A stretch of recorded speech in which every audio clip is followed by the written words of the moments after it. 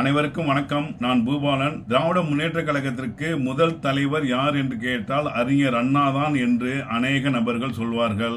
அதுவல்ல, கலைஞர் மு. கருணாநிதி தான் முதல் தலைவர் என்பதுதான் உண்மை.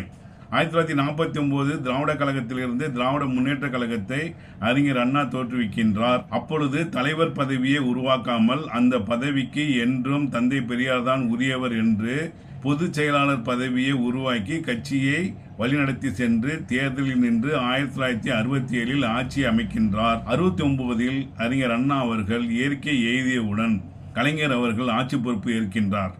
அப்போது தலைவர் பதவியை உருவாக்கி 27/7/1969 அன்று திராவிட முன்னேற்ற கழகத்தின் தலைவராக ஆகின்றார். அவர் 7/8/2018 இறக்கும் தருவாய் வரை திராவிட முன்னேற்ற கழகத்தின் தலைவராக சற்றேறக்குறைய 50 ஆண்டுகள் இருக்கின்றார். திராவிட முன்னேற்ற கழகம் என்ற பெரும் இயக்கத்திற்கு அவர் முதல் முறையாக தலைவர் ஆகின்றார் என்றால் அது அவர் பேச்சாற்றலால் கிடைத்ததா, எழுத்தாற்றலால் கிடைத்ததா, ராஜதந்திரத்தால் கிடைத்ததா, நிர்வாக திறனால் கிடைத்ததா, அல்லது எளியோர் ஏற்றம் பெற வேண்டும் என்று சேவை புரிந்ததால் கிடைத்ததா? இத்தனை காரணங்கள் இருந்தாலும் அதனுடன் அவர் பெயரும் திராவிட முன்னேற்ற கழக பெயரும் ஒன்றாக அமைந்ததுதான். இயற்கையில் இப்படி ஒரு விஷயம் அமைதி பெறுவது ரொம்ப அதிசயமான நிகழ்வுகளில் ஒன்று.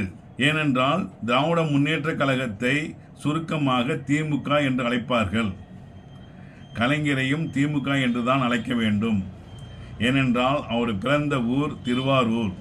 அவர் தந்தை பெயர் முத்துவேல், அவர் பெயர் கருணாநிதி. திருவாரூர் முத்துவேல் கருணாநிதியின் சுருக்கம் திமுக தான். திராவிட முன்னேற்ற கழகத்தின் சுருக்கமும் திமுக தான். ஒரு திமுக கைக்கு வருகிறது.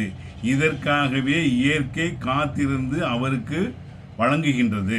சில நபர்கள் கூறுவார்கள், அவர் திருக்குவளையில் தானே பிறந்தார், நீங்கள் ஏன் திருவாரூர் என்று சொல்கின்றீர்கள் என கேட்பார்கள்.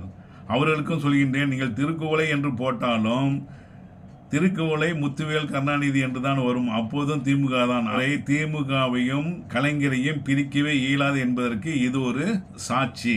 அதனால் திமுக என்றால் கலைஞர் தான், கலைஞர் என்றால் திமுக தான். அவர்தான் திமுக கழகத்தின் முதல் தலைவர். இரண்டாவது தலைவர் நமது தளபதி ஸ்டாலின் அவர்கள் ஆவார். மற்றும் ஒரு தகவலுடன் மீண்டும் உங்களை சந்திக்கும் வரை விடைபெறுவது பூபாலன். நன்றி, வணக்கம்.